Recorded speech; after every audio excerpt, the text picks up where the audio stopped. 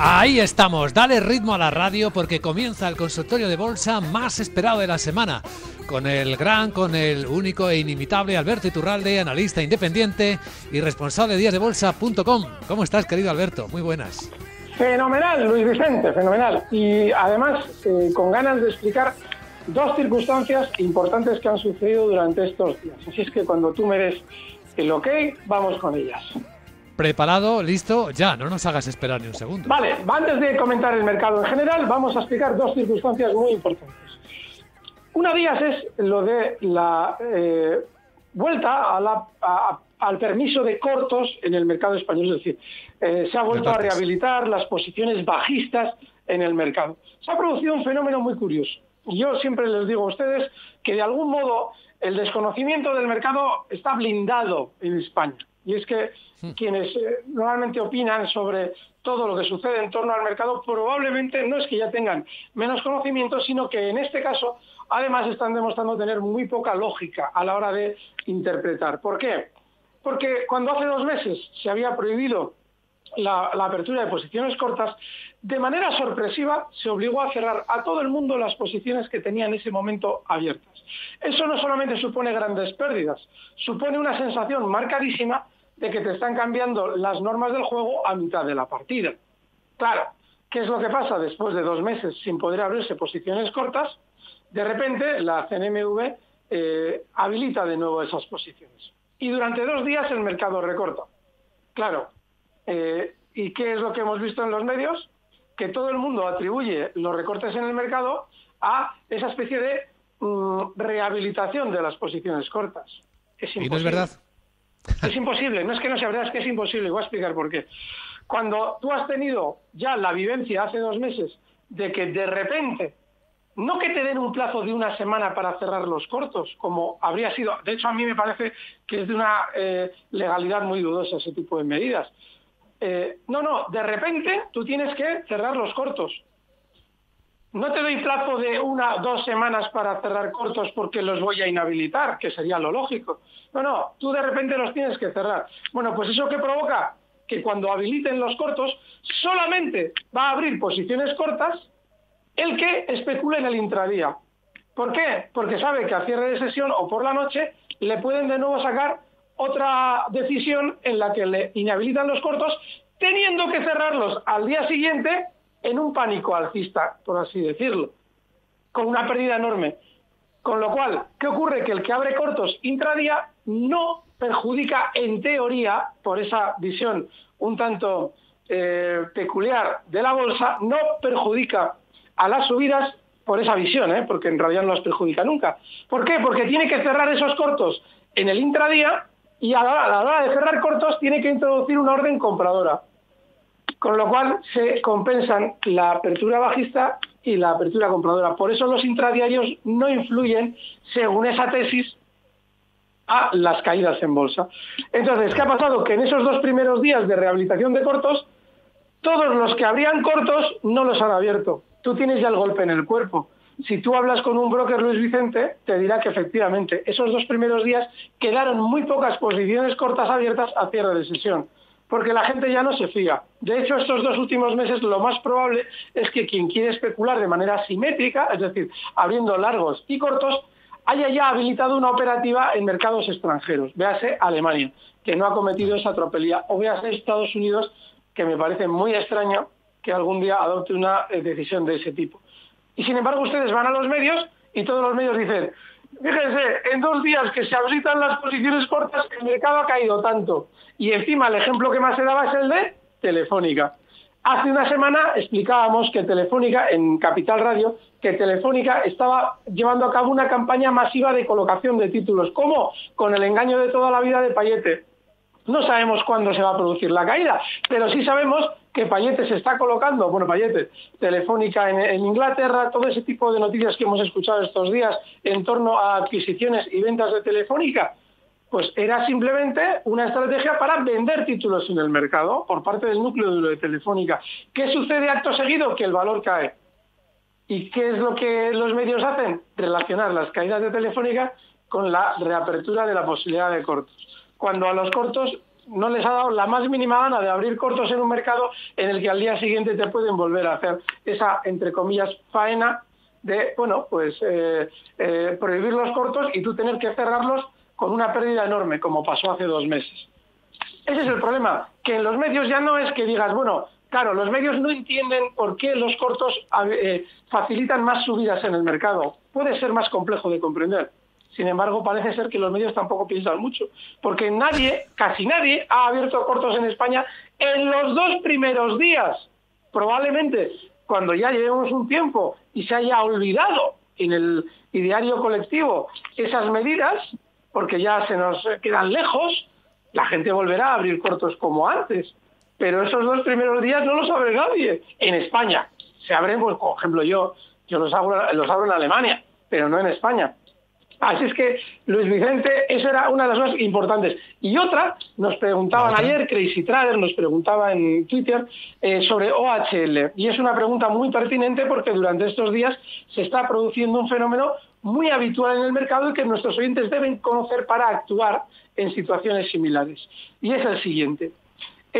Si ustedes recuerdan, OHL venía cotizando durante unos cuantos días, llegó a marcar una zona de mínimos en 0,52 y de repente se conoce que finalmente la operación que se llevaba comentando meses de la entrada de los Amodio en OHL se va a producir a un precio de 1,10. Claro, alguien dice, hombre, está en 0,52 y lo van a colocar a 1,10, y alguien está dispuesto a pagar 1,10, significa que la empresa vale 1,10. Bueno, aquí hay que recordar lo que explicamos siempre en relación a las entradas de alguien en el capital de una empresa con una participación, esa entrada con una participación importante. ¿Por qué hay que recordar eso? Porque yo siempre suelo explicar que en realidad cuando vamos a entrar a una empresa y vamos a hacerlo con una participación importante, el dueño de la empresa siempre realiza lleva a cabo 2 acciones. Una, la va a sobrevalorar. ¿Por qué? Porque yo, lógicamente, voy a decidir si vendo o no vendo. Aquí el que decide siempre es el vendedor. Si te lo quiere dar o no te lo quiere dar. Entonces, la sobrevaloro porque como tú, además de entrar en la empresa, vas a tomar gobierno sobre la empresa con un gran capital, vas a influir en las decisiones de la compañía, tú vas a pagar mucho más de cómo cotiza en el mercado. Y además se produce una segunda circunstancia. Tu entrada me tiene a mí que facilitar si yo quiero vender títulos en el mercado. ¿Cómo? Tú en ningún momento cuando entras en la compañía, en ningún momento debes hacer una declaración que de algún modo perjudique el hecho de que estás pagando más, diciendo algo así como que, pues lo que acabo de explicar. Hombre, pagamos más porque si no nos dejan entrar. Por ponerte un ejemplo, eso no lo hemos oído nunca y seguramente es muy poco estético y nadie lo hace. Pero imaginemos que de algún modo los Amodios, según entran en la empresa, llevan a cabo algún tipo de declaración que hace creer a los especuladores que efectivamente OHL no vale 1,10. ¿Por qué? Porque eso podría frustrar la operación, porque una de las cosas que también quieren los actuales, hasta ahora, dueños de OHL, es poder colocar en el mercado títulos con un sentimiento muy positivo de los inversores, como está sucediendo ahora. Luego ya sabemos lo que más probablemente va a suceder en OHL, que esa es la idea, es decir, explicar todo este proceso para ver qué es lo que más probablemente va a suceder en OHL durante los próximos meses. Lo más normal es que OHL vaya frenando subidas en niveles de 1 euro, voy a colocarlo en el gráfico, por cierto, a los oyentes, recordad que esto luego en YouTube los chicos de Capital Radio lo suben de una manera maravillosa, ahora los gráficos se ven bien, no tenéis ninguna disculpa para no ir aprendiendo sobre gráficos.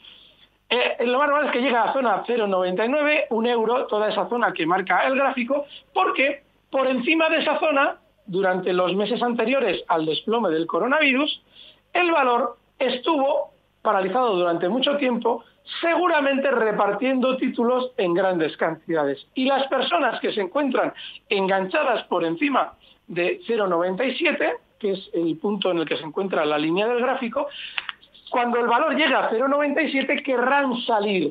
Y eso lo va a ver el cuidador de OHL, y al ver esas posiciones a la venta, se va a colocar el vendedor antes, se va a colocar vendedor en 0,96 seguramente, puede que marque el valor por encima de 0,96, 0,97, puede llegar a 1,02 €, 1,03 €. Los extremos no son relevantes, pero sí que a partir de ahí lo lógico es que el valor vaya siendo un techo para posteriormente caer. Con lo cual, ojo especuladores, a corto plazo tenéis una cierta oportunidad hasta esa zona 0,96, 0,97, con las dificultades que conlleva tener un stop muy amplio. Estamos hablando de que el stop tiene que estar en 0,80, ahora mismo OHL, recuerden que cotiza en 0,88, es muy difícil operar con grandes capitales aquí porque te colocan fuera de juego enseguida. Y otra cosa muy importante, nunca os fiéis de los precios en bruto que se publican a la hora de hacer estas operaciones, 1,10. ¿Por qué? Porque además de lo que ya he explicado, es decir, que la compañía se valora por encima, nunca conocemos si no hay un contrato privado desconocido para el gran público mediante el cual se acuerda una compensación del precio de más que yo pago a OHL, a los Villar Mir, mediante una contraprestación de otro tipo. Es decir, yo pago 1,10, pero vamos a acordar privadamente los Villar Mir y yo, que soy Amodio, que ellos, mediante OHL, van a realizar X obras a un precio muy bajo, que compensa la demasía que yo he pagado de 1,10. ¿Y por qué he pagado demasía?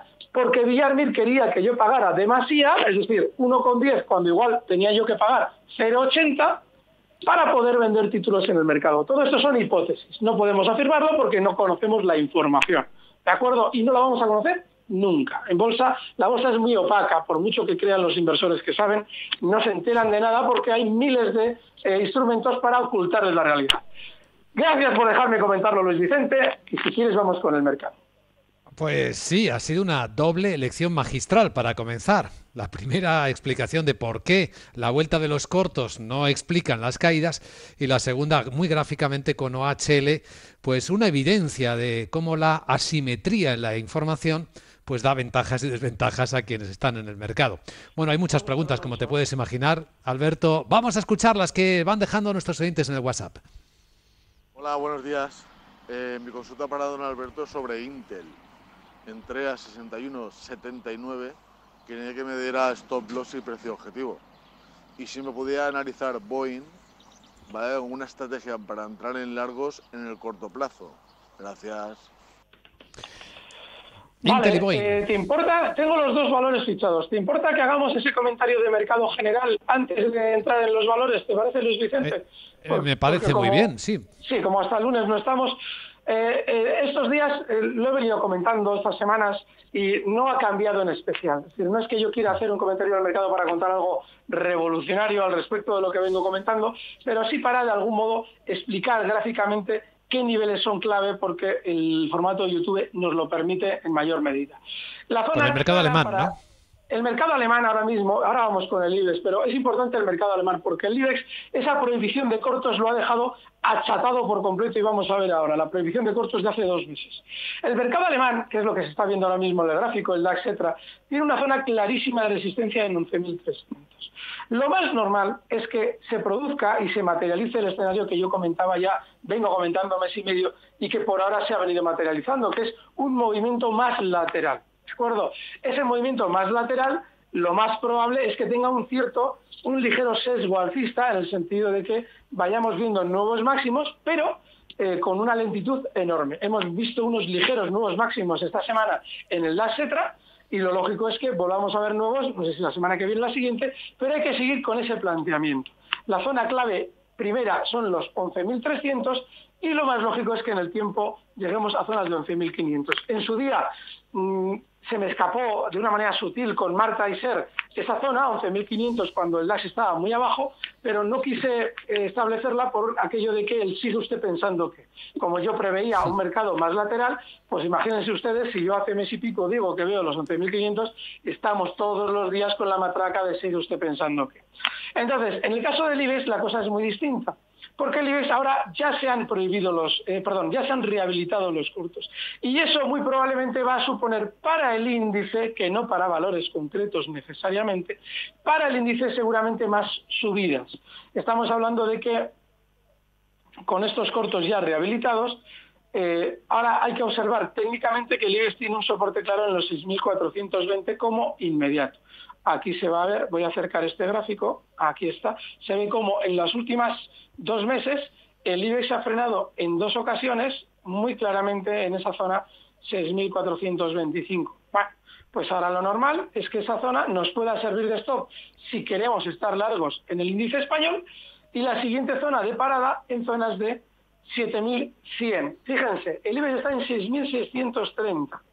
En 7.100 se produjo la primera prohibición de cortos. Está muy por debajo de donde se prohibieron los cortos en su día, mientras el DAX está muy por encima, porque en el DAX, que no se prohibieron los cortos, ese mismo día el DAX cotizaba en 9.950 y ahora se encuentra en 10.930, muy por encima.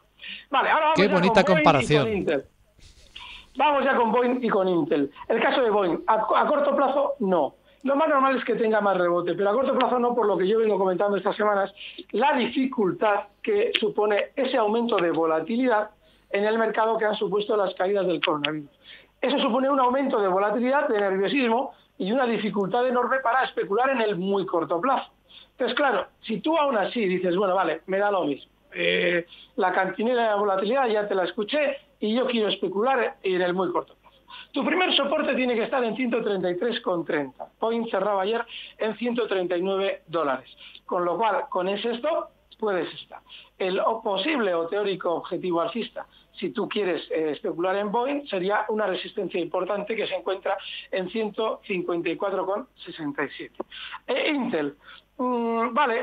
Yo estos días y seguramente estas semanas voy a estar más predispuesto positivamente para los valores extranjeros, porque si a veces entendía a los oyentes cuando se iban al extranjero porque el mercado español apenas tenía cosas interesantes, ahora que en el mercado español te pueden prohibir los cortos así como así, tú para especular de una manera simétrica tienes que irte al extranjero, con lo cual está muy bien hacerlo en valores grandes, que tengan volumen, como es Intel. Bueno, Intel ha roto durante estos días un movimiento lateral, o por lo menos eso amaga a romper un movimiento lateral al alza, esa zona que se ha producido la ruptura durante los últimos días, vemos 2 recuadros en el gráfico y el segundo es la ruptura, y lo más normal es que esa ruptura al alza proyecte al valor durante las próximas semanas a niveles de 65,50.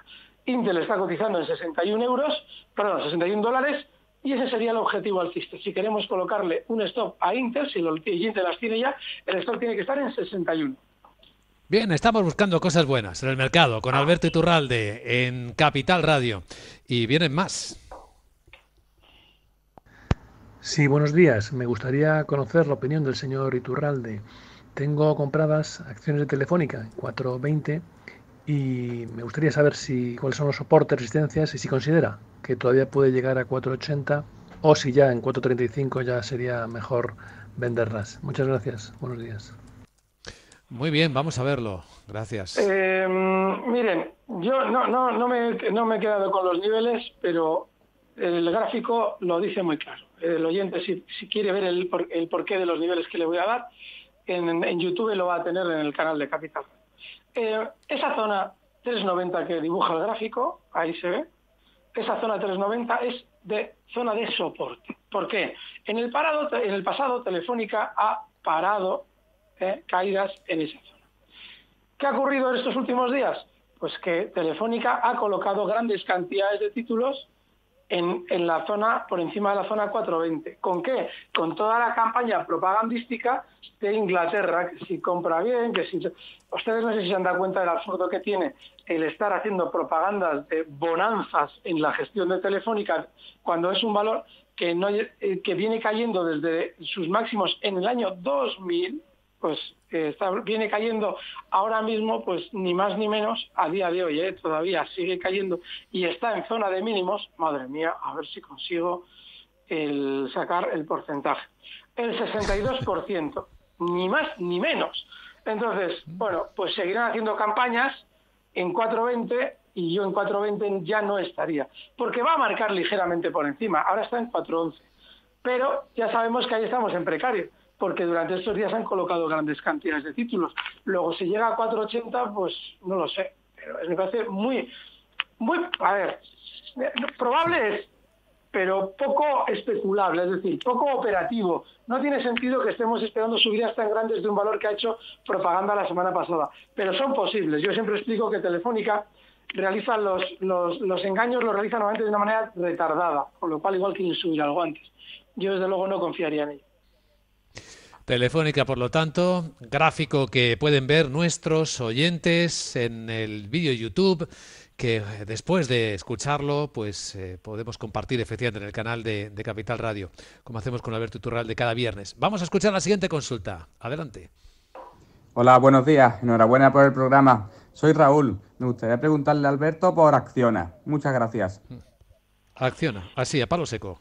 Vamos a ver qué. Sí, y me encantan las preguntas a palo seco. Acciona está mal. Y yo, fíjate, cuando he abierto el gráfico, todo esto que aparece en el gráfico es la cotización de Acciona desde el año 94. Aquí, en la parte inferior izquierda del gráfico, tenemos el año 94. ¿Por qué hago referencia a esa amplitud en la apertura del gráfico? Porque es la mejor manera de ver todo lo que hay en Acciona. Y todo lo que hay en Acciona no solamente se está produciendo estos días, también se produjo, como se puede ver aquí en el gráfico, en el año 2007. En el año 2007 Acciona marca unos máximos importantísimos porque son los máximos históricos, ni más ni menos, y además se gira a la baja con una violencia enorme, justo en la zona 155. El giro a la baja es terrible, o sea, se produce un recorte enorme. ¿Y eso por qué es muy importante? Porque desde el año 2007 ha recortado el valor hasta hacer un suelo tremendamente prolongado. Esto que estamos viendo en el gráfico, estamos hablando de una cantidad de tiempo que oscila entre enero del 2009 y está comprendida entre enero del 2009 y enero del 2017. Es decir, estamos hablando de 8 años de suelo y comienza una subida. Pero en la subida, fíjense cómo la subida se ha producido hasta marcar unos máximos donde, fíjense, vamos a trazar una línea horizontal en esos máximos en 126,50, que lo han sido esos máximos durante el mes de marzo, justo antes de la crisis del coronavirus. Justo en la zona anterior al techo, justo debajo del techo. ¿Por qué justo debajo del techo? Porque en el techo hay una gran cantidad de personas enganchadas desde el pasado queriendo salir. Y el cuidador de Acciona ha dicho, yo ahí no me meto. Es decir, yo no voy a subir del 126,50 así como así. Voy a ver lo que pasa cuando lleguemos. Y cuando llegamos al alza, a 126,50, todos los enganchados del techo comienzan a vender. Y el cuidador de Acciona dice, no les voy a dejar vender, porque quiero vender yo, porque he estado comprando títulos durante 8 años y tengo muchos. Luego me pongo yo a vender antes de que recuperen el dinero estos señores. Y una vez que se ha puesto a vender, el valor que ha hecho, girarse a la baja. Esta es la importancia de comprender el concepto de soporte y resistencia, y es la ventaja que nos da el formato de YouTube. Poder explicarles a ustedes todo eso tan mágico de los soportes y la resistencia, pues no son más que cosas de sentido común. Y claro, ¿qué ha hecho? Lo ha girado a la baja. Y al girarlo a la baja, de repente decimos, bueno, ¿y qué hacemos con él? Pues ahora cuidado, porque lo más normal es que este señor, el cuidador de Acciona, lo quiera llevar durante los próximos meses a una zona muy importante de soporte. Si lo ven, la zona en la que ya lo ha parado en primera instancia fue en su día una resistencia, frenó las subidas, luego es normal que lo hayan parado ahí, pero lo más lógico es que vayan a una verdadera zona de soporte. Durante los próximos meses lo más normal es que vayan más abajo de donde han marcado hasta ahora. Y esa verdadera zona de soporte, dicho así, son los 70 euros. Esa zona que hay ahí marcada, esa es muy, muy, muy importante. Si pueden ver el vídeo, me estoy quedando, por cierto, Luis Vicente, me estoy quedando sin escuchas en mi canal de iVoox porque todo el mundo se viene a ver vuestros vídeos de YouTube, lo cual me parece muy bien porque así les podemos explicar más cosas interesantes. Así es que me resigno a perder todas las escuchas en mis audios si ustedes vienen aquí al canal de Capital Radio YouTube a entender por qué probablemente esa zona 70 vaya a parar las caídas en Acciona, que cotizan 81 euros si llega hasta ahí, que lo va a hacer. Claro, es nuestra pequeña televisión, ¿verdad? Y es que esto hay que verlo. Es que lo que aprendemos en pocos minutos contigo en este consultorio es extraordinario. Y esta mañana estás ofreciendo un espectáculo con un lujo de detalles también fantástico. En detrimento, claro, menos preguntas, pero es que ha sido espectacular escucharte todo el tiempo. Por cierto, aprovecho a decir a nuestra audiencia digital, que ahora somos muy digitales todos, que en un par de horas estaré en el Investors Day de Renta 4 Gestora, hablando de renta fija con ese equipo premiado de Renta 4 y de los fondos mixtos, para quienes quieran más visiones, ¿no?, de todo esto. Y ahora el momento más esperado, el minuto de oro. Todo sigue sin variaciones con el valor que hemos hablado durante estas semanas, pero vamos a incluir uno más, que también es un clásico dentro de mis, entre comillas, no sé si recomendaciones, que es Endesa. ¿Por qué? Yo lo he explicado en diferentes consultorios, contigo y con Marta. Y es que Endesa tiene una muy baja volatilidad en el rebote. No todos tienen una salud tan buena como lo tiene Endesa. Bueno, pues si efectivamente está haciendo un recorte con baja volatilidad, podemos tener un mayor grado de probabilidades, siempre probabilidades, nunca certezas, de que vaya a continuar siendo más alcista. Bueno, pues el stop tendría que estar en 19,80, cotiza ahora Endesa en 20,19 y nuestro objetivo alcista de aquí a unas semanas tiene que rondar zonas de 21,15. Hoy toca Endesa. Y de aquí al lunes queda poco. A las 6 de la tarde te esperamos con Marta y Ser. Buen fin de semana, querido Alberto Iturralde. Hasta la próxima. Feliz fin de semana a todos. Un fuerte abrazo.